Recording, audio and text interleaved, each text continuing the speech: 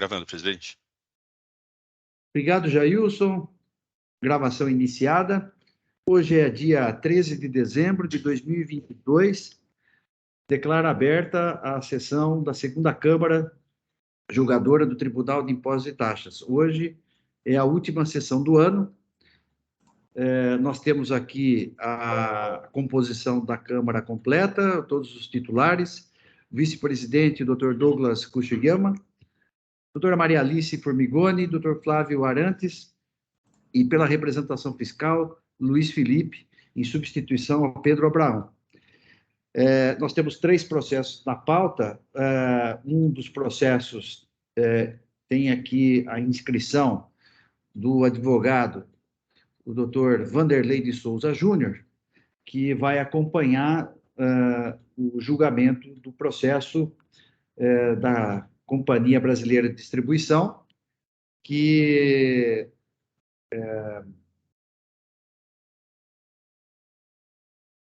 em que houve um julgamento aqui, o relator do processo, o Dr. Douglas, ele apresentou a proposta de conversão de julgamento em diligência, e aí a doutora Maria Alice e eu tiramos em vista para melhor analisar a proposta do Dr. Douglas. Então, como é de praxe da Câmara, nós vamos iniciar os processos em que há pedido de sustentação oral ou preferência, como é o caso de hoje. Vamos, então, começar pelo CBD. O AIN é o 4.141.228. Eu peço que o Dr. Douglas faça assim, nos rememorize aí a sua proposta de voto e também o caso, para que a gente possa, em seguida, apresentar os votos vistos. Dr. Douglas, com a palavra.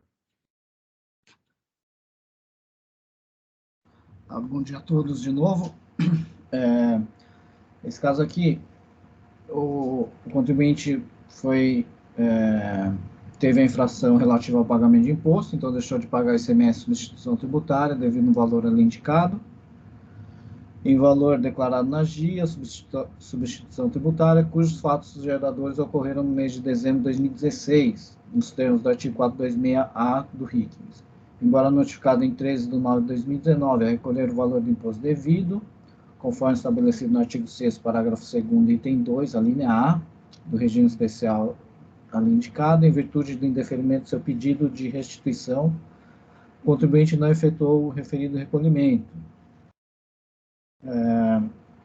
Então, ela apresentou a defesa, houve apresentação de manifestação fiscal, veio a decisão de primeira instância que julgou procedente a AIN, e o contribuinte apresentou o recurso ordinário.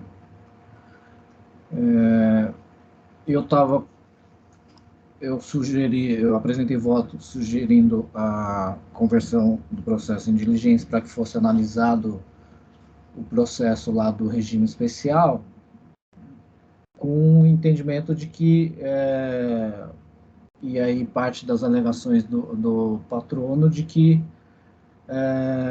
não foram analisados todos os valores, enfim, algumas exclusões seriam passíveis de ser feitas nesse momento. E assim como eu votei pela conversão em diligência nesse sentido. Dr. Douglas, obrigado aí pela síntese aí do processo e do seu voto. Eu vou... doutora Maria Alice, como você foi a primeira que pediu vista, mas eu vou proferir o voto primeiro. Eu não sei, eu não me lembro. Então eu vou proferir o voto, e aí aguardo sua manifestação. Tá bem. Bom, então é o seguinte, eu pedi vista para melhor analisar a proposta de diligência da relatoria. Adoto o relatório do ilustre relator Dr. Douglas, a quem rendo minhas homenagens pelos brilhantes e costumeiros votos proferidos, porém ouso divergir com relação à proposta de conversão do julgamento em diligência. A acusação fiscal é de falta de pagamento de ICMS-ST em valor declarado na GIA substituição tributária, cujos fatos geradores ocorreram no mês de dezembro de 2016, consoante disposto no artigo 426-A do RICS, e conforme regime especial, processo número tal. Consta dos autos que o contribuinte, na condição de beneficiário de regime especial, requereu ao fisco o reconhecimento da compensação de débitos do imposto nas entradas das mercadorias do Estado de São Paulo, sujeitas à substituição tributária, com os créditos de ressarcimento de que fala o artigo 426-A do RICS, em observância à exigência prevista no regime especial do qual é beneficiário. Porém, a autoridade fiscal competente indeferiu o pedido no âmbito do procedimento próprio, conforme se vê de folhas 277 e 278. Muito embora o recorrente alegue que o crédito tributário fora constituído por meras presunções, ou seja, por amostragens, em verdade, a análise do direito à compensação for apreciado e decidido em procedimento próprio, folhas 11 seguintes, tendo o contribuinte exercido o direito de defesa, com pedido de reconsideração em sede do duplo grau de jurisdição perante a Delegacia Regional Tributária, folhas 280, 281 e 297 e 298. Com efeito, a reanálise do pedido de compensação pelo Tribunal de Impostos e Taxas não tem cabimento na espécie, encontrando vedação no artigo 93, inciso 1 e parágrafo único da Lei 13.457. Ademais, a fiscalização apontou graves inconsistências por amostragens nos documentos fiscais do contribuinte, consoante manifestação de folhas 3.323 a 3.327. Contudo, foi dada oportunidade para que o contribuinte comprovasse a regularidade da compensação, não conseguindo demonstrar a saciedade. Conforme notificação de folhas 282 e 283, o fisco também oportunizou o pagamento do imposto. Artigo 6, parágrafo 2º, inciso 2, item 2 do regime especial, quedando-se contribuinte inerte. De start, penso que no presente caso, pelas suas particularidades, incabível se mostra a dilação probatória por esta Câmara Julgadora. Em caso análogo, foi o julgado proferido no AIN 4, e faltou um número. Depois eu posso tentar corrigir aqui. 4.500 e alguma coisa, 451, dígito 9, da 10ª Câmara Julgadora. Relator, Dr. André Miltkin, em 7 de 12 de 2016. Por tais razões, propõe o indeferimento da conversão do julgamento em diligência e o retorno dos autos ao ilustre relator para que profira voto quanto ao mérito recursal. Pelo exposto, voto pelo indeferimento da conversão do julgamento em diligência, devendo os autos serem devolvidos ao ilustre relator para análise das demais matérias recursais deduzidas na forma do artigo 25, parágrafo 8º do regimento interno do TIT, nos termos do fundamentado. Essa é a minha proposta de voto. Doutora Maria Alice, passo a palavra, então, que também pediu vistas. Bom dia a todos. Então, meu entendimento é idêntico ao do doutor Orivaldo, e esse processo havia sido colocado em pauta, um julgamento, acho que numa sessão de outubro, na última vez, né? Então, eu já tomei conhecimento do voto de vista do doutor Orivaldo, e como é exatamente idêntico, assim, o meu entendimento é exatamente idêntico ao dele, então eu só vou acompanhar ele. Obrigada. Obrigado, doutora Maria Alice. Doutor Flávio? Bom dia a todos novamente. Eu parabenizo aí o doutor Douglas e o doutor José Orivaldo pelos votos, e no caso vou acompanhar o doutor Orivaldo por entender que a questão da compensação, ela ela foi analisada no expediente administrativo próprio, não cabendo aqui ao TIT fazer a revisão do que ficou decidido lá. Então, eu vou acompanhar o doutor Orivaldo também, pelo retorno dos autos para proferir decisão de mérito. Obrigado, agradeço a intervenção, doutor Flávio. Eu só vou... eu citei um AIN e faltou um número, deixa eu só procurar Provavelmente, doutor Orivaldo, é o 057, que a gente está chegando no 157 agora. Então, não poderia ser 570. C4057.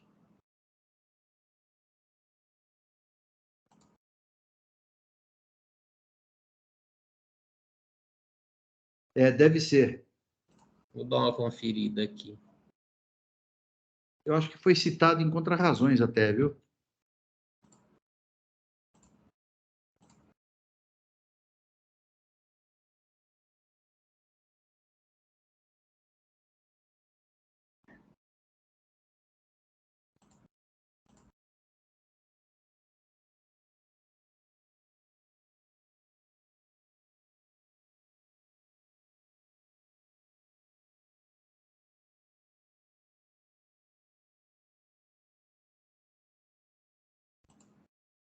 O 157 não seria, deve ser o 0 mesmo.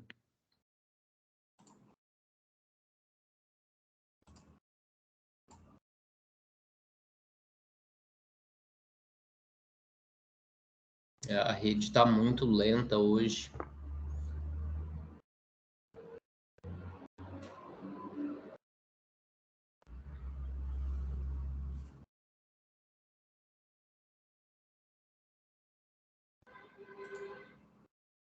Acho que é o 057 mesmo. Eu achei aqui. Achou? Achei. Então, ótimo.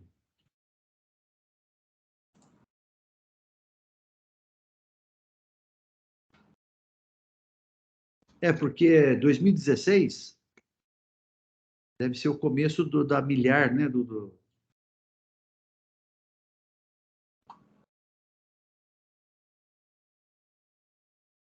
Muito bem.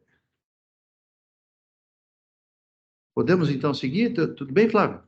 Tudo bem. Tá. Então, tá bom. Eu estou, então, encerrando os debates. Eu peço que os senhores juízes confirmem presença para quórum de votação.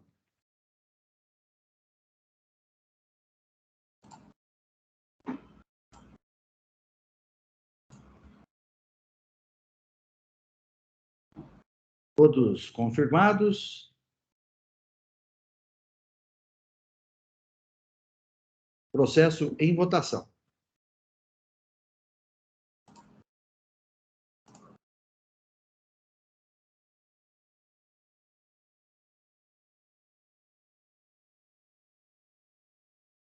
Votação encerrada.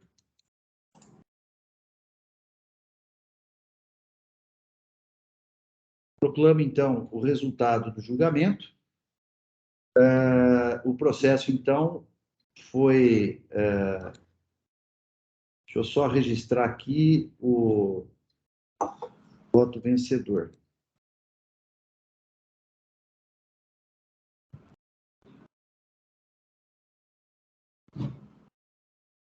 Então, proclamo o resultado do julgamento, o processo devolvido ao relator para julgamento de mérito.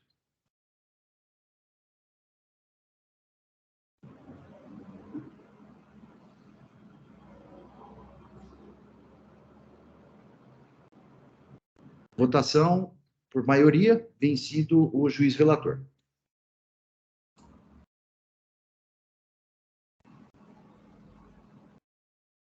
Julgamento encerrado. Agradeço a presença do Dr. Vanderlei de Souza, que esteve presente aí conosco, acompanhando aí os trabalhos.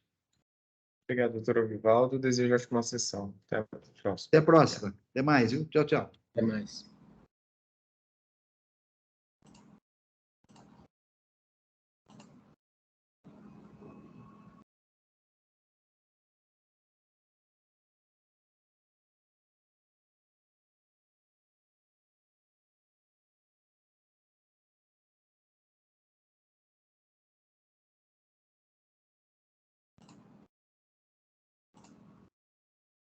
Não estou conseguindo aqui.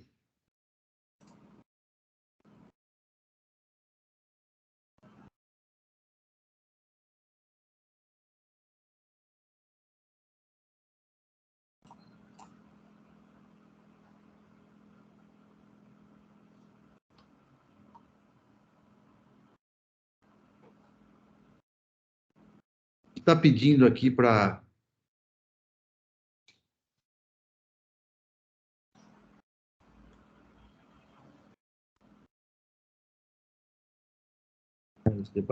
Eu vou pedir para vocês voltarem no processo.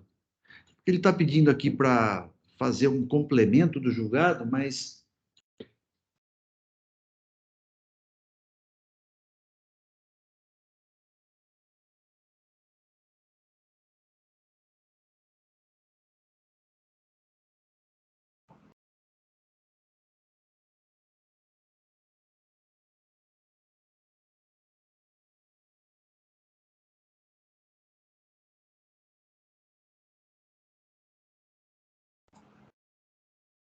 Douglas, você já teve essa...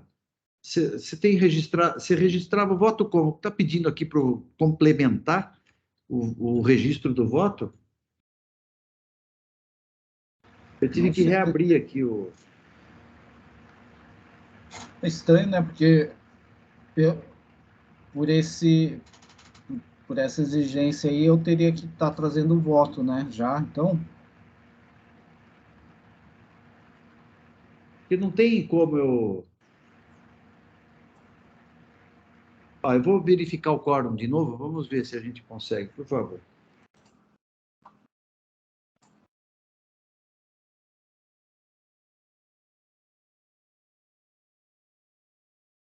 Eu reabri os debates, tá?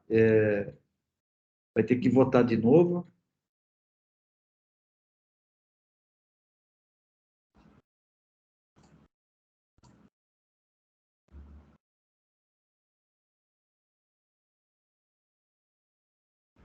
Todos votaram, né?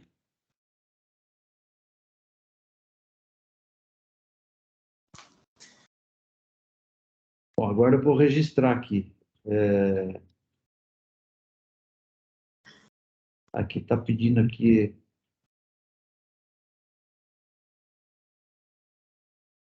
Então,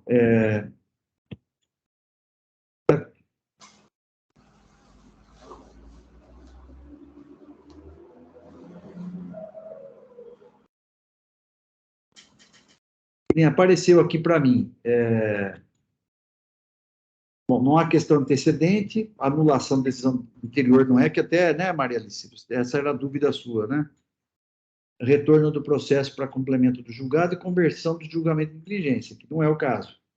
Aí o recurso ordinário, aqui tem conhecido, não conhecido, tal, né? Que não é, porque como é que a gente não conheceu, né? Aí eu registro o voto sem a questão do conhecimento.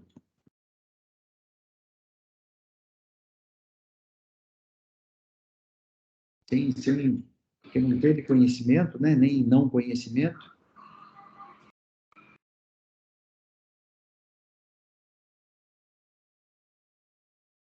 Bom, vamos ver. Agora eu registrei aqui o voto vencedor. Encerrar julgamento. Olha lá, ele pede para mim para complementar o voto. E agora não tem opção Será que eu tenho que devolver para o relator aqui? Isso. Depois? Isso. Então, na verdade, então, em vez de encerrar o julgamento, eu devolvo para o relator. É isso?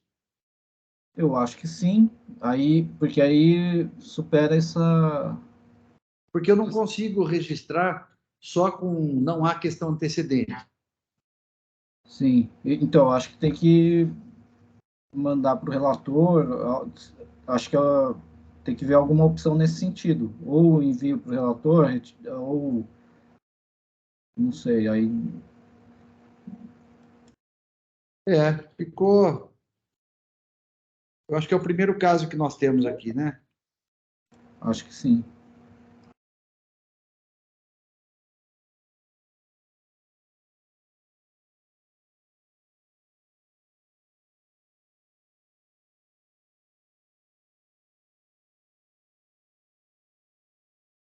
Porque, na verdade, nós divergimos, né? A maioria ganhou para não o processo não ir para julgamento de diligência e devolver para o relator.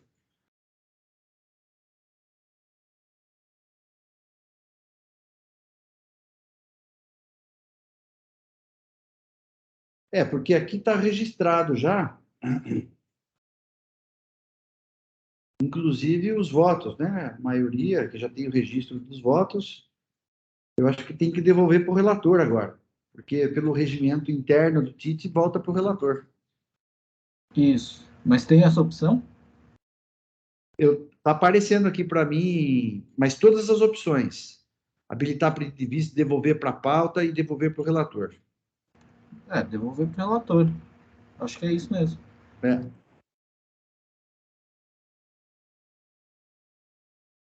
Também acho, doutor Orivaldo. Está registrado já o que nós deliberamos, né?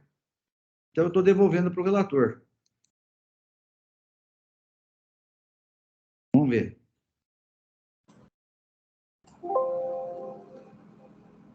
Foi. Então, tá certo. Foi devolvido para o relator.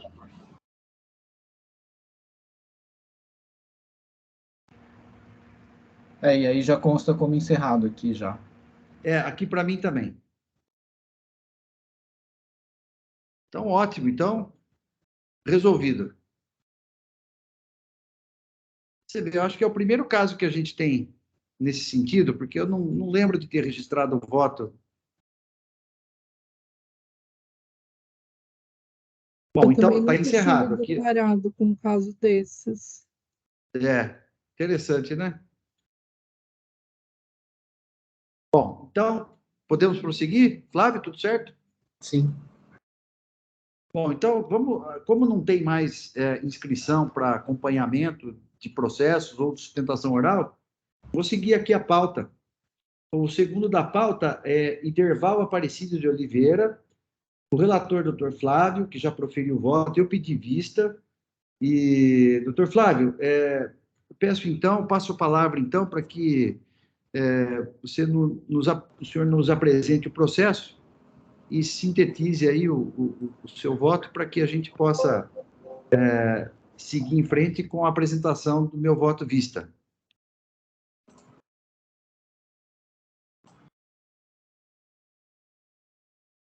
Bom, pois não. Então, esse caso é um auto de infração que ele possui 2 itens de acusação. O primeiro item é de falta de estorno de crédito referente a aquisições de óleo diesel. Então, consta que o produtor rural possuía 109 estabelecimentos rurais ativos no CADESP e que centralizava as compras de combustível no estabelecimento autuado, que possuía condições de armazenagem, da onde eram posteriormente remetidos para os demais estabelecimentos.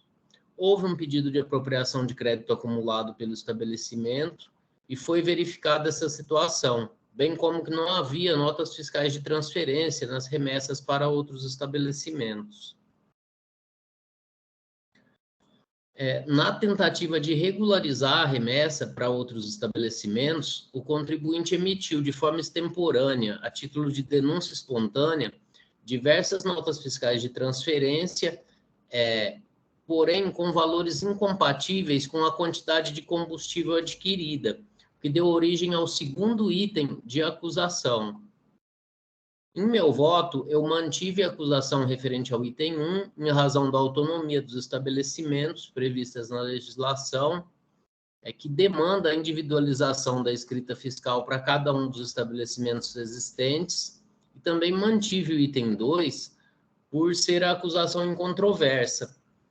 Em relação ao pedido de relevação ou redução da multa, eu não apliquei no item 1, em razão da acusação implicar em falta de pagamento do imposto, e não apliquei no item 2 por considerar que a aplicação do limitador previsto no artigo 85A da Lei 6374 já teria reduzido a multa para valor bastante reduzido, não sendo o caso de relevação.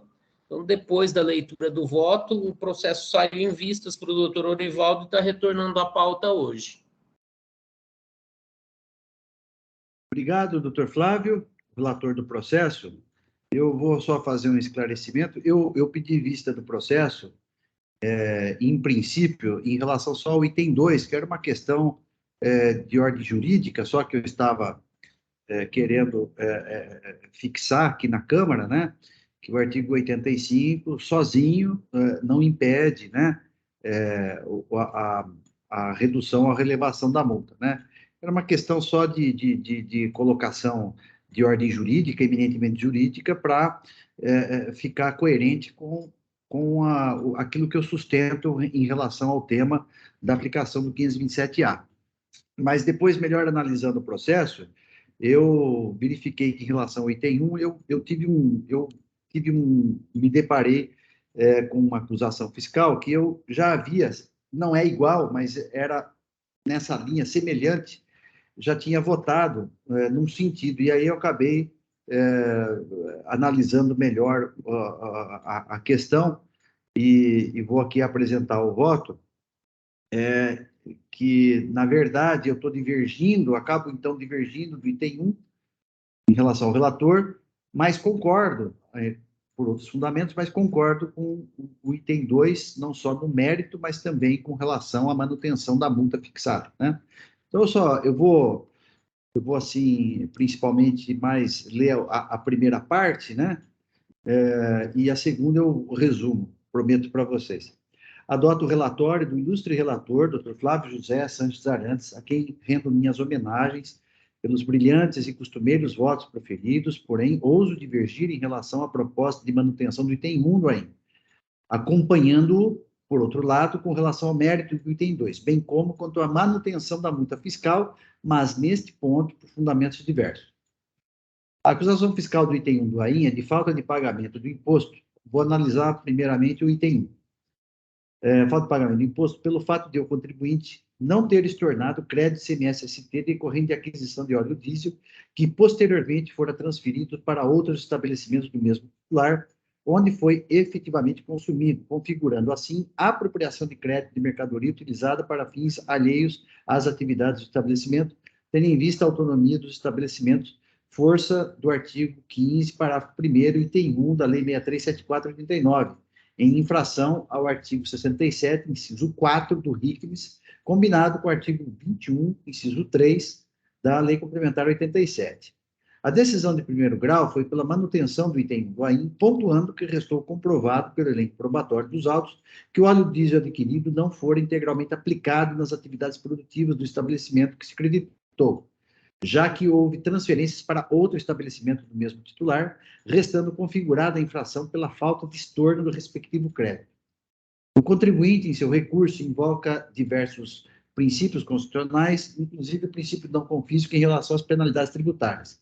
Não obstante, alega que, desde 2012, adota o mesmo procedimento, que somente agora foram considerados como infração fiscal, dado que nunca houve oposição do fisco. Conferir folhas 600 e 629 a 630. Obtempera que, se fosse apontada a incorreção do referido procedimento, teria pleiteado regime especial, consolidando no artigo 71 da Lei 6374/89, com a finalidade de centralizar suas compras de óleo diesel. Afirma que a acusação fiscal está incorreta, já que não poderia se ater a meras formalidades legais, bem como não houve prejuízo ao erário.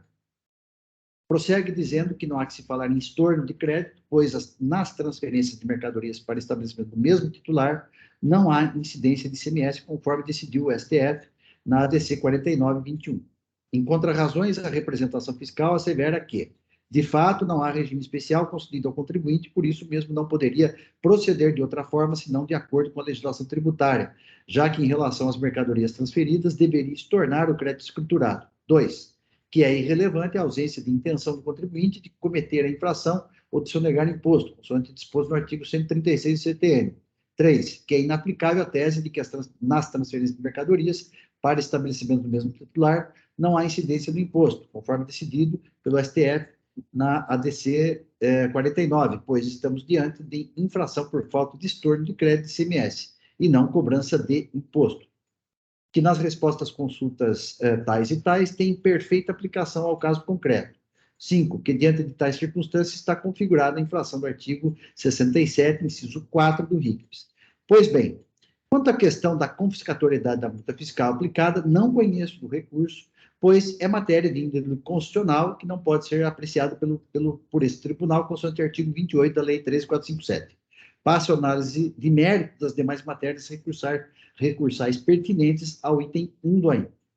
é relevante para o desate da controvérsia estabelecer quais são os pontos incontroversos e quais são os pontos controvertidos desta lide administrativa. Primeiramente, é incontroverso que o contribuinte adquiriu óleo diesel como insumo para suas atividades econômicas, bem como que havia aquisições centralizadas de mercadorias, óleo diesel, e não centralização de apuração de ICMS. Também é incontroverso que houve transferências de mercadorias de óleo diesel para estabelecimentos do mesmo titular, folhas 14/19, e ainda, que não houve transferências de créditos ou destaque de ICMS nas notas fiscais de transferência.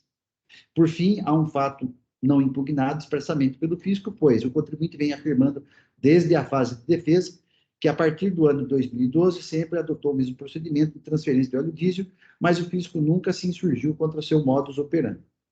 Com efeito sobre tais fatos, a incidência do artigo 20 da Lei 13.457. Assim é que a controvérsia cinge-se na configuração ou não da infração descrita no item 1, no sentido de perquirir se é correta a acusação por falta de estorno do crédito relativamente ao óleo diesel transferido em razão das peculiaridades do presente caso, máxime à luz do quanto decidido pelo STF na ADC 49.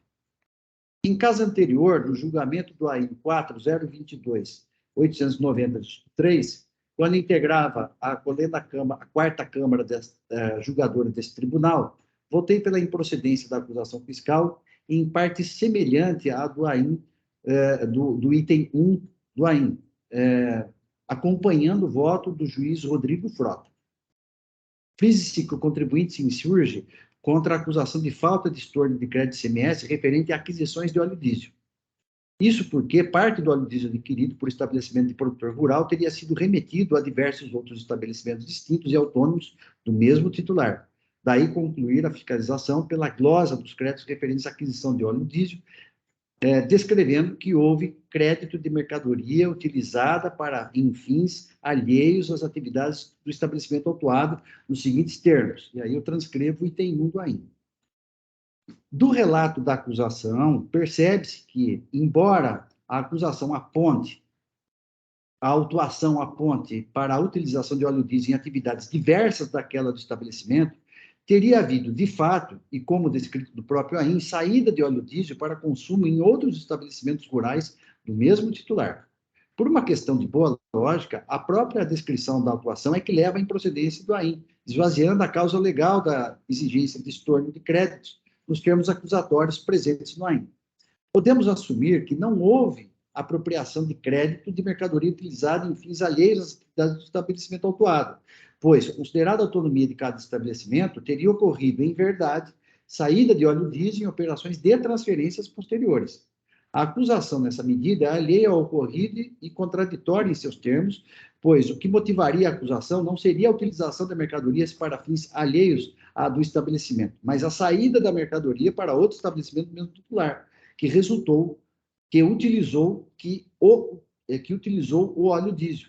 Foram esses estabelecimentos destinatários, tendo em vista a autonomia do estabelecimento, como a própria fiscalização consignou. Isso, por si só, leva ao cancelamento da acusação por erro de direito. E aqui eu transcrevo o inciso 4º do artigo 67 do RICMS, que diz o seguinte: salvo disposição contrária, deverá o contribuinte proceder ao estorno do crédito, que vier a ser utilizada para, enfim, alheio à atividade do estabelecimento. Pela intelecção da norma, nessa hipótese de estorno, é quando o contribuinte adquire a mercadoria como insumo, se acredita, mas posteriormente dá outro destino à mercadoria dentro do próprio estabelecimento, para fins alheios às suas atividades, que, obviamente, nada tem a ver com as transferências de mercadorias e sua utilização em outro estabelecimento. Logo, conforme apontado a iuris, é insofismável que os fatos descritos no lançamento fiscal do item 1 do AIN não se subsumem à hipótese legal indicada.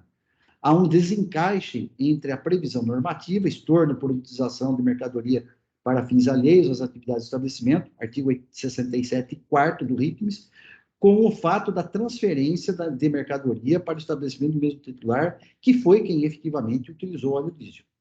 Em reforço às asserções acima, observo, por oportuno, que nas respostas às consultas 8.883 e 16.010 de 2017, ambas no item 9.2.1, não apontam o inciso 4º do artigo 67 do RICMES, mas sim como fundamento o inciso 3, que está assim disposto. E aqui eu transcrevo o inciso 3, que diz o seguinte, o inciso 3 do artigo 67, que é o que é mencionado nas respostas consultas, for integrado ou consumido em processo de industrialização ou produção rural, quando a saída do produto resultante não for tributada ou estiver isenta do imposto, sendo essa circunstância imprevisível à data de entrada da mercadoria ou à utilização do serviço. Então, esse é o inciso que é utilizado, que é apontado nas respostas consultas.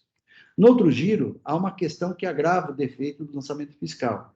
Admitindo-se que houve saída da mercadoria, abre-se um segundo caminho que também leva à necessidade de reconhecimento da improcedência da acusação do item 1.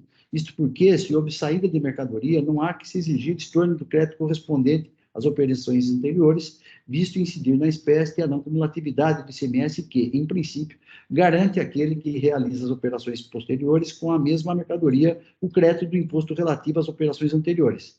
Garantido o direito ao crédito, não haveria que se falar em falta de estorno, o que fulmina o item 1 do AIN, pelas contradições no conteúdo do relato, que fala em falta de estorno de crédito de mercadoria utilizada para fins alheios ao do estabelecimento e, ao mesmo tempo, em mercadoria objeto de saídas para estabelecimento diverso.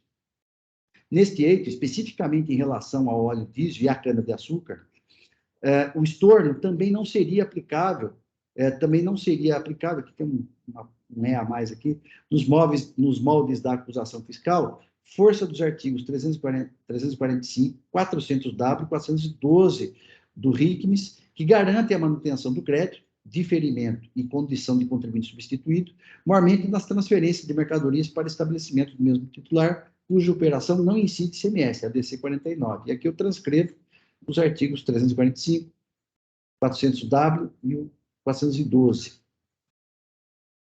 Dir-se-á que o contribuinte, como afirma em sua defesa, realiza compras centralizadas de óleo diesel e que, sendo essa mercadoria sujeita à substituição tributária. Não haveria direito ao crédito na entrada pela forma peculiar do imposto das mercadorias sujeitas ao regime de substituição. A situação, no entanto, também não autoriza a procedência do item 1 do AIN, já que, novamente, não teríamos a possibilidade de considerar que a falta de estorno se deu por utilização da mercadoria em fins alheios da atividade do estabelecimento. Haveria, para manter a glosa por esse caminho, a necessidade de outra descrição de infração que apontasse especificamente que ocorreu crédito indevido em operação com mercadoria sujeita à substituição tributária e objeto de saída posterior. Subsiste, assim, insuperável defeito da acusação, que não se soluciona, mas se agrava pelo fato de o óleo estar sujeito à substituição tributária. Inegável, pois, o erro de acusação, que é matéria de ordem pública a ser rigorosamente considerada por esse órgão julgador. Faço aqui algumas considerações aqui em seguida sobre a questão da subsunção do fato à norma, né? E, em seguida, digo o seguinte, daí o erro de acusação, o erro de direito, concernentemente à exigência do item 1 do AIN, dado que os fatos descritos não correspondem a consumo de mercadoria para fins alheios ao do estabelecimento, mas sim, eventualmente, o relato deveria ser como saídas não oferecidas à tributação, bem como porque não se enquadram na hipótese legal do item 67, quarto do RICMES, nem no artigo 21, inciso 3 da Lei Complementar 87, nos termos do exposto. Entrementes, há outro aspecto que leva à improcedência do item 1 do AIN, cujo qual está jungido ao quanto decidido pelo STF na DC 49. O contribuinte defende a tese de que não há que se falar em estorno de crédito, dado que nas transferências de mercadorias para estabelecimento do mesmo titular, como ocorre no presente caso, fato controverso, não há incidência do imposto. Tem razão o contribuinte. Equivoca-se a Fazenda do Estado em suas contrarrazões, folhas 647, ao afirmar que o decidido na ADC 49 não tem aplicação ao presente caso, pois, segundo alega, a acusação fiscal não seria de cobrança de imposto, mas de falta de estorno. Ora, em primeiro lugar, a infração do item do AIN, nos termos do lançamento fiscal levado a efeito, implica em falta de pagamento de imposto. Basta joeirar o relato da infração e o DDF de folha 5 dos autos. Portanto, há sim cobrança de imposto. De outro lado, em segundo lugar, se não há, após a ADC 49, incidência ou destaque de imposto nas transferências de mercadorias, não há crédito a ser transferido tomado pelo estabelecimento destinatário, tendo em vista o princípio da não cumulatividade, não fazendo sentido o estorno do crédito pelo contribuinte remetente, que também não pode simplesmente desconsiderar os legítimos créditos das entradas. Em terceiro lugar, considerando-se que as operações em textilha não sendo tributadas, tendo em vista a ADC 49, o contribuinte não poderia estornar o crédito do ICMS porque não há base legal para que esse crédito seja transferido ante a falta de regulamentação. Até o presente momento, tanto a legislação tributária quanto o próprio STF não resolveram a questão dos créditos de ICMS nas transferências das mercadorias para o estabelecimento do mesmo titular, inclusive no que tange aquelas sujeitas à substituição tributária. Não se pode exigir do contribuinte aquilo que não está positivado no direito. Seria o mesmo que exigir o que está vedado, uma vez que não existe regulamentação para esta situação, não competindo ao sujeito passivo adotar procedimento a seu luto. Invocável, pois, a regra constitucional de que ninguém é obrigado a fazer ou deixar de fazer alguma coisa se não emitir de lei, bem como o princípio da legalidade tributária esculpido no artigo 97 do CTN. De mais a mais, as respostas às consultas indicadas pela representação fiscal às folhas 647 não têm aplicação na espécie, eis que o fisco levou em consideração que a operação de transferência de mercadorias para estabelecimento do mesmo titular seria tributada, já que foram proferidas antes do julgamento da ADC 49. Veja-se, por exemplo, o que restou consignado no item 9.1 da resposta à consulta 8.883/2016, no mesmo sentido, 9.1 da outra resposta à consulta 16.010/2017, que aqui eu transcrevo aqui o 9.1. Como se vê, o lançamento fiscal, consoante tais considerações, é de todo equivocado, sem base legal, implicando, inclusive, em erro de acusação. Sem embargo, o quanto decidido na DC 49, em 2021, tem tudo a ver com a tese do recorrente, de modo que devemos fixar que nas operações de transferências de mercadorias para estabelecimento do mesmo titular não incide ICMS.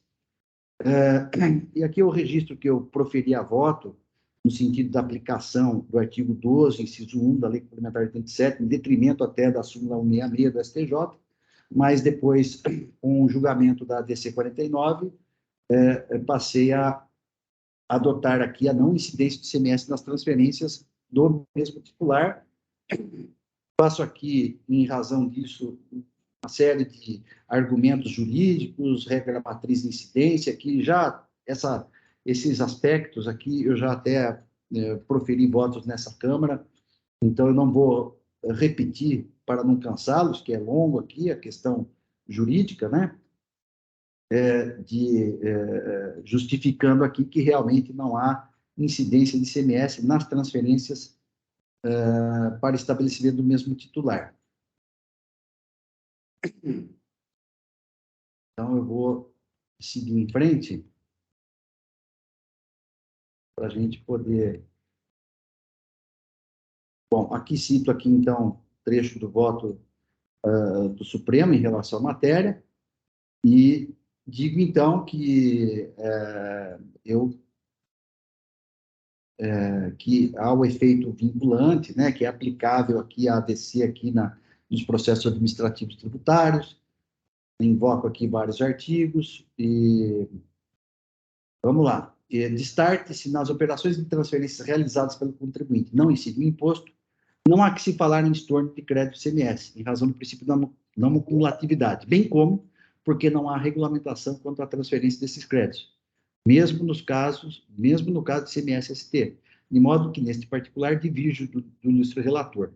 Malgrado não haja destaque do imposto nos documentos fiscais em razão de a mercadoria estar submetida ao ICMS-ST, o crédito não poderia ser desprezado ou desconsiderado em prejuízo ao remetente ou ao destinatário, mais uma vez considerando a regra constitucional do princípio da não cumulatividade e tendo em conta o disposto nos artigos 345, 400W e 412 do RICMES, que garante a manutenção do crédito, diferimento e na condição de contribuinte substituído. Destarte ilegal acusação de falta de estorno de crédito ICMS. Finalmente, e não menos importante, é a alegação do contribuinte no sentido de que requereu reconhecimento de crédito à fiscalização por diversas vezes com respostas positivas, tendo a fiscalização ao longo do tempo mudado de entendimento a respeito da possibilidade de crédito, folha 600 e 629, 630. Tal fato, como foi observado anteriormente, não foi expressamente impugnado pelo sujeito ativo, tendo aplicação à regra do artigo 20, incisos 1 e 2, da Lei 13.457. Veja-se que, sobre o referido argumento, o fisco limita-se a afirmar que o contribuinte não pode se valer, entre aspas, não pode se valer de procedimentos diversos do que está regulamentado e que a legislação tributária vincula o sujeito passivo. Conferir folha 614 em manifestação fiscal e folhas 646 em contrarrazões. Destarte, ainda que a acusação fiscal fosse juridicamente correta, seria o caso de improcedência da acusação pela aplicação do Instituto da Prática Reiterada da Administração Tributária, conforme disposto no artigo 100, inciso 3 do CTN, que aqui eu transcrevo. Os argumentos do contribuinte é de todo coerente na medida em que explora atividades comerciais de cultivo de cana-de-açúcar através de vários estabelecimentos. Invariavelmente, o óleo diesel que o autuado utiliza como insumo é necessário nos outros estabelecimentos por óbvia razão. Assim, a questão logística e a praticidade exigem racionalidade da operação de custos, instando o princípio da livre iniciativa privada. Artigo 170 da Constituição Federal. Inclusive, esse ponto aqui, eu até se refere, é até utilizado como fundamento naquele voto lá do Dr. Rodrigo Frota, que eu acompanhei, também é utilizado esse argumento aqui. Sendo razão plausível a centralização de compras de consumo e a posterior transferência para outro estabelecimento do mesmo titular, conforme suas respectivas necessidades. É certo que o contribuinte poderia ter requerido o regime especial, artigo 71, RICS. Contudo, durante anos, adotou esse procedimento sem prejuízo ao erário. Requereu validação da legitimidade dos créditos de ICMS escriturados pelo autuado junto ao e-crédito rural, bem como demais obrigações tributárias exigidas para o contribuinte, sempre com sucesso, desde 2012. Noto que não há notícias de outros autos de infração confirmando a informação do contribuinte. Mas, somente em 2019 é que o fisco manifestou entendimento diferente. Folhas 14 tem 1.1, culminando na lavratura do presente auto de infração. De start, entendo que a regra do artigo 100, inciso 3 do CTN, tem perfeita aplicação ao presente caso, considerando os elementos constantes, as circunstâncias apresentadas e as provas dos autos.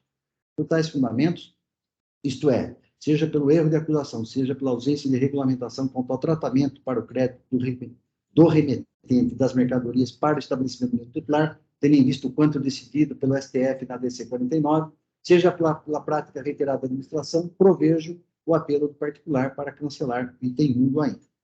Em relação ao item 2, eu estou acompanhando o ilustre relator.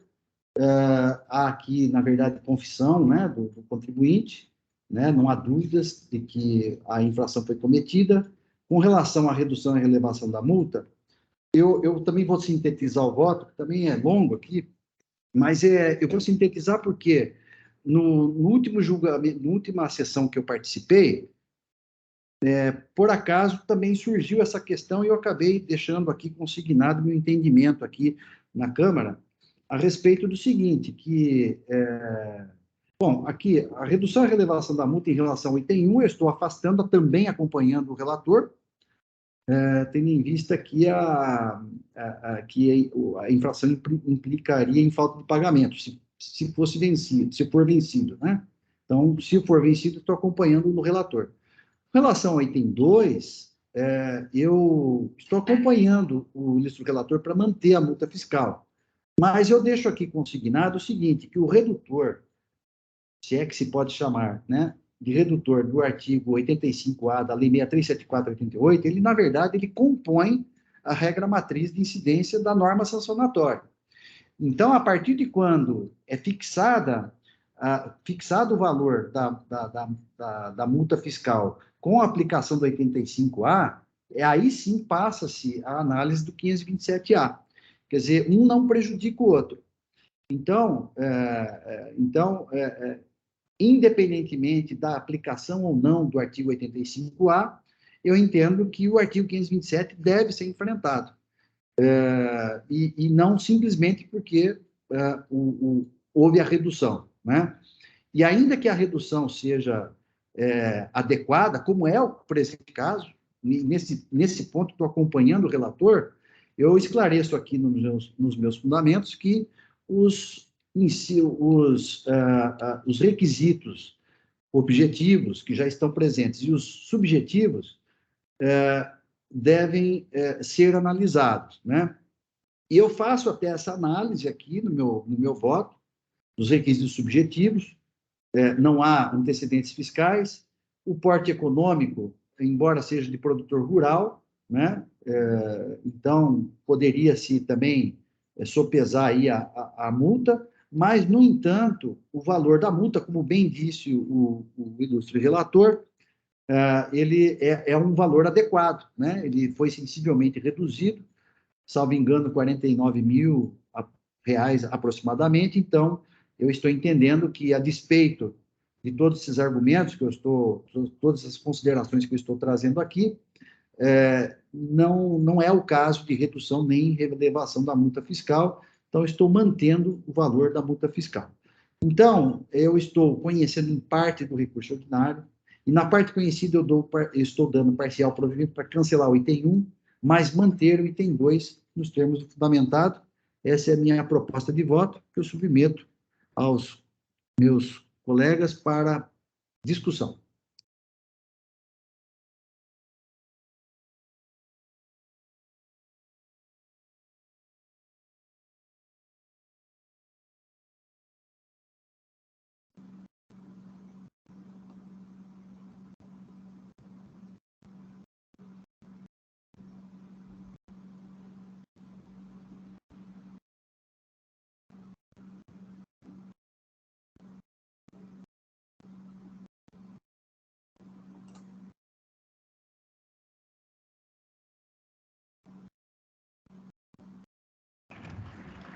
Eu cumprimento aí o voto proferido pelo relator, pelo Flávio, mas eu também cumprimento o presidente aí pelo voto proferido, e já adianto que eu vou acompanhar o voto de divergência, né, com base aí nas alegações aí alegações não, né, nas questões aí do voto com relação à questão da falta de prejuízo ao erário e a questão da prática reiterada, né, de acontecer, e sempre vir acontecendo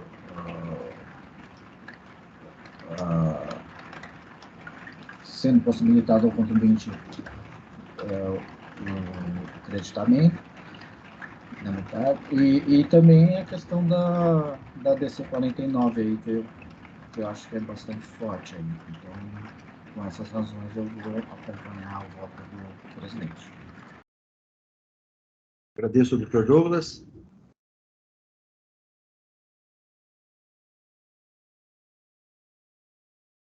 Eu gostaria de saber se o doutor Flávio quer fazer alguma colocação sobre o voto do doutor Orivaldo. Primeiro, acho que eu gostaria de escutar o doutor Flávio. Bom, são basicamente 3 fundamentos aí do voto do doutor Orivaldo, divergente do meu, né? Em relação à ADC 49, já teve uma posição anterior da Câmara aqui, é uma situação que eu não sei como vai ser resolvida aí, como vai ser regulamentada, né? Nós estamos aguardando o julgamento dos embargos de declaração.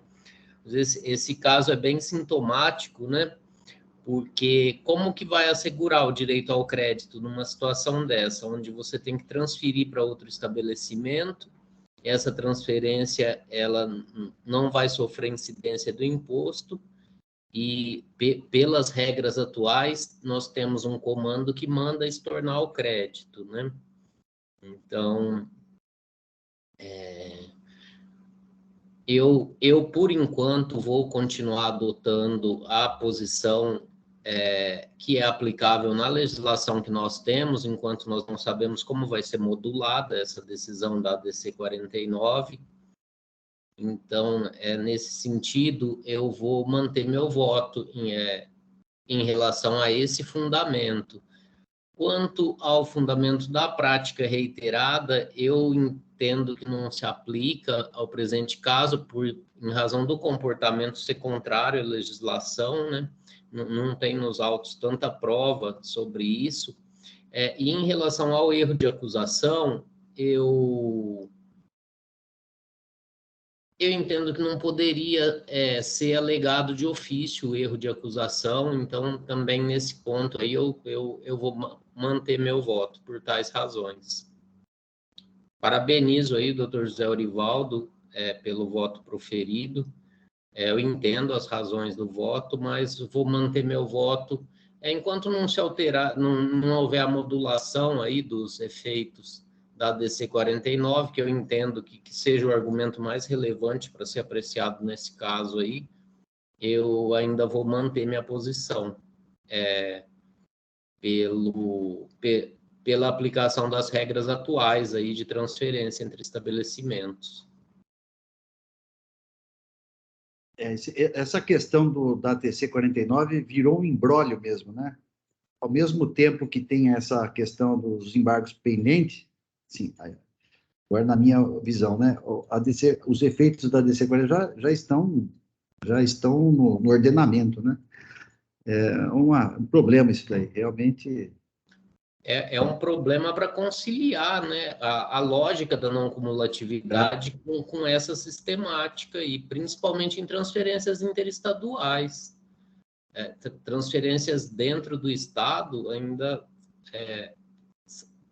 eu acho que não tem tanto problema. Agora, na questão das transferências interestaduais, nós vamos ter que ter criatividade aí para ver como que vai ser aplicada essa regra nova, né?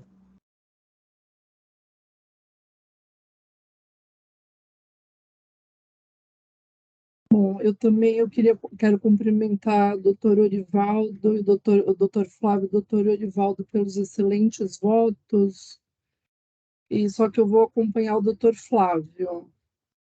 Eu já me manifestei num julgamento que nós fizemos esse ano no sentido da aplicabilidade dessa tese da DC 49 com relação à não incidência em transferências entre estabelecimentos do mesmo titular. Mas que eu me recorde, nós ainda não havíamos enfrentado essa questão do crédito, né? Só a questão da não incidência, e realmente é uma questão que está em aberto ainda, porque o processo ainda está em julgamento, né? Então ainda não foi definida aí a modulação dos efeitos da norma, e sobre o erro de acusação, eu também acho que não foi invocado pela autuada, então também tenho minhas dúvidas se pode ser conhecido de ofício. A questão aqui assim, por que eu levei em consideração esse aspecto, né? Ela está intimamente ligada com os argumentos que ele acabou alegando, né? Porque como é que ele vai estornar se ele não tem, digamos assim, a acusação é de falta de estorno, mas ele também não poderia incidir o ICMS. E tem regras assim, o que me chamou a atenção, Maria Alice, Flávio, né? Foi aquelas hipóteses do próprio regulamento que pede que tem diferimento, né? Que é para manter, inclusive esse artigo me chamou muita atenção, esse artigo 400W, né? Que descreve mais ou menos isso que aconteceu aqui, né? Quando há transferência, mesmo na transferência de mercadoria, há manutenção do crédito, né? Assim, então é muito interessante aqui essa acusação. Eu não consegui entender por que o fisco foi por esse caminho, né? Enfim, eu acho que as questões aqui elas acabam sendo se entrelaçando, na verdade, né? Enfim, mas foi nesse sentido aí que eu acabei enveredando aí pro voto que eu proferi. O artigo 400W, eu notei também que ele tem algumas condições que foram impostas, né? Então, Isso. não sei se é o caso de aplicar, de considerá-lo aplicável, porque nós não temos elementos assim para Então, saber se essas condições foram preenchidas. Então, Maria Alice, aí que tá, né? Aí que tá. Eu acho que a acusação fiscal, a correta seria por falta de cumprimento dos requisitos do 40W, que não é essa a acusação. Então, nós estamos, assim, numa situação seguinte, 400W, por exemplo, está lá, o regulamento está lá, ele tem que cumprir isso. Se ele não cumpriu, ele tem que ser autuado por isso, e não por outro fundamento, que não tem nada a ver com os fatos, né? Então, eu fiquei, assim, muito, digamos assim, muito, como é que eu vou dizer? Eu fiquei muito, assim, atento a isso, né? E levei em consideração também, porque, por isso que eu acabei, olha, nós temos, como disse o doutor Flávio, né? Ó, eu vou seguir, não tem a decisão ainda da ADC, dos embargos, né, da modulação, eu vou seguir a legislação tributária, mas o 400W também está em vigor, né? Então, nós temos, assim, uma situação bem curiosa. Então, na verdade, eu acho que o fisco deveria apontar, falar, olha, você não cumpriu os requisitos do 400W, por isso que eu estou te autuando. Né? Só que não foi essa a acusação. É uma situação muito, muito curiosa o que aconteceu aqui nesse processo.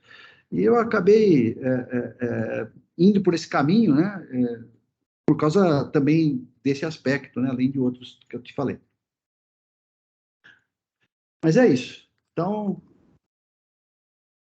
podemos, então, encerrar os debates? Só para contra-argumentar aí, doutor Orivaldo, o 400W, ele trata de diferimento, né? A saída para outro estabelecimento seria não incidência. Então, assim, eu entendo que tem uma diferença aí entre o diferimento e a não incidência, né? Isso. Não, tem. É que é outro fundamento, né? Porque ele está sendo acusado por falta de estorno, mas ele deveria ser autuado por outro fundamento, né? Por não cumprimento dos 400W, por exemplo. É que a questão da DC 49 é outro fundamento, né? Tudo bem. São fundamentos diversos. Realmente, o diferimento tem nada a ver com a não incidência, com certeza. Tá bom. Bom, posso, então, encerrar?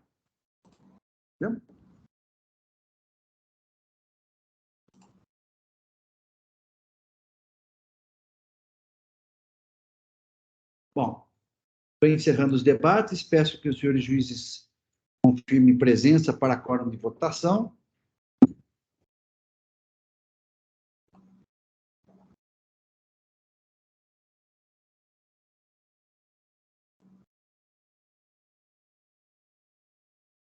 Todos confirmados, processo em votação.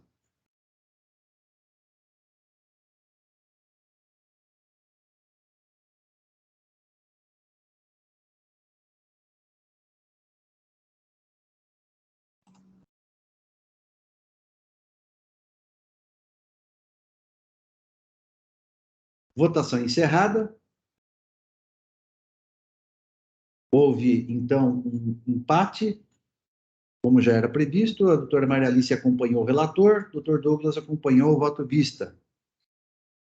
Pelo critério de desempate, prevaleceu o voto do relator. Eu vou registrar, então, o voto, para depois proclamar o resultado.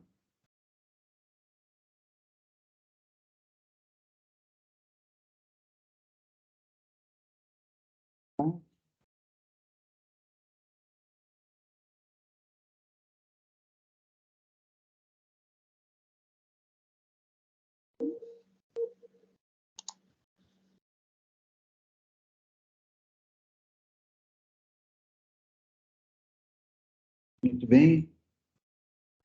Registrei aqui o voto vencedor. Vou proclamar, então, o resultado do julgamento. O recurso ordinário conhecido em parte, parcialmente provido, para cancelar o item 2 e manter o item 1, nos termos do voto vista. Não, é o contrário, né, presidente? Cancelar o item 1 e manter o item 2. Eu falei ao contrário? Então, desculpe. Então, eu estou proclamando, então, o cancelamento do item 1 e manutenção do item 2, por maioria de votos.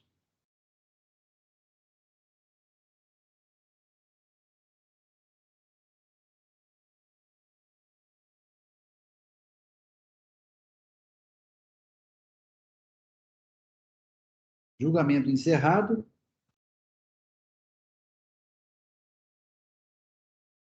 Aqui.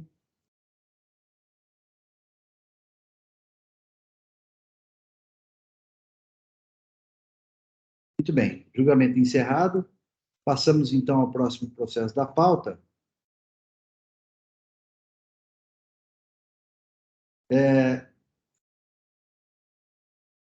Cantegril, Comércio Importador Eireli.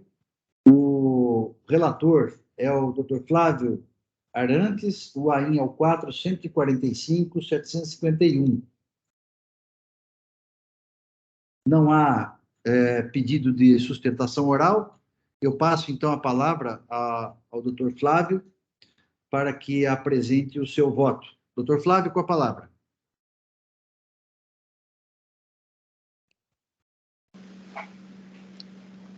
Bom, esse auto de infração foi lavrado em decorrência da exclusão do estabelecimento do regime do Simples Nacional e em razão o desenquadramento foi em razão da constatação de incompatibilidade entre o faturamento declarado do estabelecimento e o volume de compras aferido no banco de dados de notas fiscais eletrônicas, tendo como adquirente o estabelecimento. Então, o estabelecimento ele foi notificado sobre a emissão do termo de exclusão de ofício do Simples Nacional em meados de 2021, de forma retroativa a janeiro de 2016, e não apresentou impugnação no prazo regulamentar, em razão do que foi efetivada a sua exclusão do regime do Simples Nacional no CABESP. Após a exclusão, foi lavrado o presente auto de infração, que possui 4 itens de acusação, sendo 3 deles relacionados ao processo de exclusão, que são os itens 1, 2 e 4. E também o item 3, relacionado à falta de comunicação ao fisco do encerramento das atividades do estabelecimento, constatado em diligência. O item 1, ele reclama a diferença de imposto devida em razão da exclusão do estabelecimento do regime do Simples Nacional para o período de março de 2017 a fevereiro de 2020, considerando o imposto devido relativo aos documentos emitidos pelo estabelecimento com a tributação de acordo com o regime periódico de apuração. O item 2, ele reclama a falta de apresentação ao fisco dos livros fiscais, livros de registro de entrada, saída, apuração do ICMS, inventário, as EFDs, referente ao mesmo período da exigência do item 1. E o item 4, ele reclama a falta de entrega de GIAs, também referente ao período de março de 2017 a fevereiro de 2020. O auto de infração foi julgado procedente em primeira instância e no recurso ordinário manejado, o contribuinte alega basicamente que o fisco não teria considerado na elaboração do lançamento de ofício o direito ao crédito pelas entradas, apresentando cálculos e juntando documentos que comprovariam tal direito ao crédito, além dos argumentos pertinentes a juros e multas costumeiros aqui no tribunal. Então, eu vou passar a leitura do voto, ele é curto. Eu vou iniciar pelo item 18. Quanto ao item 1...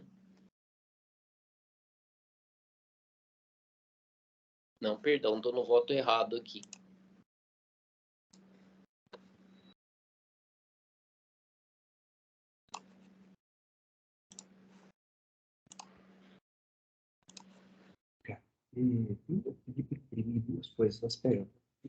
Está aberto o som, doutor Orivaldo. Desculpe, Flávio.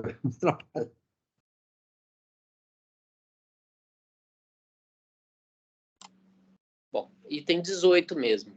Então, quanto ao mérito, a recorrente aponta de forma objetiva a questão da apuração indevida de tributos, onde, em resumo, argumenta que o fisco exige o imposto devido pelas saídas desconsiderando o crédito pelas respectivas entradas, apresentando as notas fiscais e demais documentos de folha 604 e seguintes, a título de prova da existência de crédito em razão das entradas. Analisando o procedimento administrativo de exclusão do estabelecimento do regime de apuração do Simples Nacional, verifica-se que a recorrente foi cientificada, nos termos do artigo 2º da Portaria CAT 32/2010, em data de 12 de julho de 2021, da emissão do termo de exclusão do Simples Nacional, não tendo sido apresentada a impugnação no prazo de 30 dias, razão pela qual acabou sendo efetivada a sua exclusão do regime do Simples Nacional. Ainda que a recorrente tenha trazido aos autos o protocolado de folhas 412 e 413, datado de 20 de janeiro de 2022, não há nos autos notícia de qualquer decisão favorável à recorrente naquele procedimento, realizado a toda evidência de forma intempestiva. Consta dos autos ainda a ordem de serviço fiscal OSF 013-05558, de folhas 353, entregue ao contribuinte em data de 23 de abril de 2021, que é citada no item 7 das observações do auto de infração, as folhas 4, de forma que entendo aplicável na espécie o disposto no artigo 8º, parágrafo único da Portaria CAT 32/2010. O artigo 8º da Portaria CAT, ele diz o seguinte: na hipótese de a exclusão do Simples Nacional ocorrer com efeitos retroativos, a microempresa ME ou empresa de pequeno porte, EPP, deverá, sem prejuízo do disposto no inciso 2, parágrafo único do artigo 7º, que trata do crédito de estoque. Então, sem prejuízo do crédito pelo estoque na data do desenquadramento, ele deverá também, inciso 1, recompor a escrituração fiscal a partir da data de início dos efeitos da exclusão. Item 2, recolher o ICMS devido, apurado conforme o regime periódico de apuração. E, inciso 3, cumprir as obrigações acessórias relativas ao ICMS, conforme previsto na legislação. Aí vem o parágrafo único que diz o seguinte: o disposto nesse artigo não se aplica ao contribuinte que esteja sob ação fiscal, hipótese em que as obrigações a serem observadas serão determinadas pela fiscalização. Da leitura do citado dispositivo, bem como do encaminhamento dos trabalhos mencionados no item 5 de folhas 370, a conclusão a que se chega é a de que, no caso concreto, em razão da existência de ação fiscal determinada pela OSF já mencionada, caberia à autoridade fiscal determinar a recomposição da escrita fiscal do contribuinte, oportunidade na qual caberia à recorrente, dentre outras providências, declarar seus alegados créditos, bem como cumprir as demais obrigações acessórias envolvidas nos itens 2 e 4 do auto de infração. Todavia, não localizo nos autos documento que comprove que tal providência tenha sido adotada pela fiscalização, havendo apenas documentação sobre o procedimento de exclusão do Simples Nacional. Também não há no demonstrativo A elementos que permitam verificar que os créditos pelas entradas foram considerados no lançamento de ofício. Desta forma, proponho a conversão do julgamento em diligência para que o ilustre auditor fiscal autor do feito se manifeste sobre o disposto no artigo 8º, parágrafo único da Portaria CAT 32/2010, em especial se houve alguma providência no sentido de facultar ao contribuinte a recomposição de sua escrita fiscal em momento anterior à lavratura do auto de infração, trazendo aos autos os respectivos documentos, tendo em vista a existência de ação fiscal determinada pela OSF tal. Na oportunidade, por economia processual e para melhor andamento dos trabalhos, tendo em vista a alegação recursal da existência de créditos a serem considerados na apuração, conforme os documentos juntados, solicita-se ao ilustre auditor autor do feito que se manifeste também sobre tal argumento e sobre os cálculos apresentados e documentos juntados, bem como se eventuais créditos pelas entradas foram consideradas no lançamento de ofício realizado. Então, eu estou convertendo o julgamento em diligência, para verificar, porque nos autos tem provas do procedimento administrativo de exclusão do regime de ofício do Simples Nacional, mas não tem documento nenhum de que tenha sido notificado a apresentar o refazimento da escrita fiscal. que pela legislação teria que ser determinado pela autoridade fiscal e não realizado voluntariamente pelo contribuinte. É esse o voto, senhor presidente. Agradeço, cumprimento, doutor Flávio, pelo voto. Adianto que eu vou acompanhá-lo, porque realmente foi muito preciso aí, a sua observação foi muito pertinente no sentido da necessidade de esclarecer isso, né? Porque eu acho que isso é fundamental, né? Eu acho que sem outras considerações, vou lhe acompanhar. Eu também cumprimento o doutor Flávio pelo excelente voto e também vou acompanhá-lo. Eu também parabenizo o Dr. Flávio pelo voto e já adianto que eu vou acompanhar. Muito bem, diante da intervenção de todos, eu estou encerrando os debates. Eu peço que os senhores juízes confirmem presença para quórum de votação.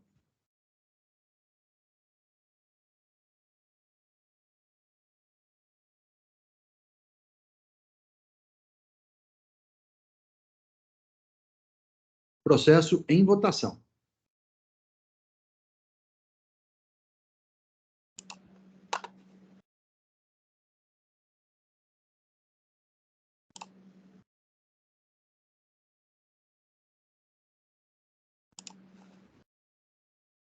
Votação encerrada. Proclamo o resultado do julgamento. Processo convertido em diligência à unanimidade nos termos do voto relator.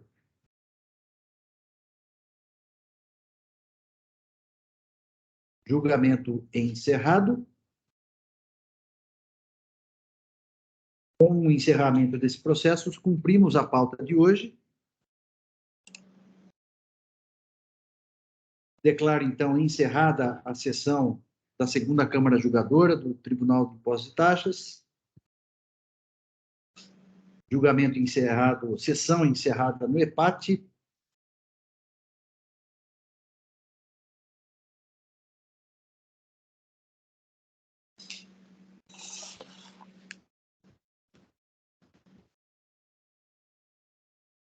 Vou ver aqui a ata, se está tudo certo.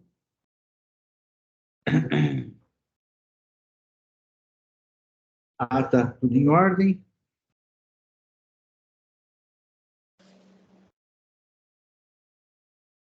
Muito bem, então, eu peço então que o Jailson encerre a gravação. Hoje é a última sessão, foi a última sessão do ano, né? Espero que estejamos juntos no ano que vem, né?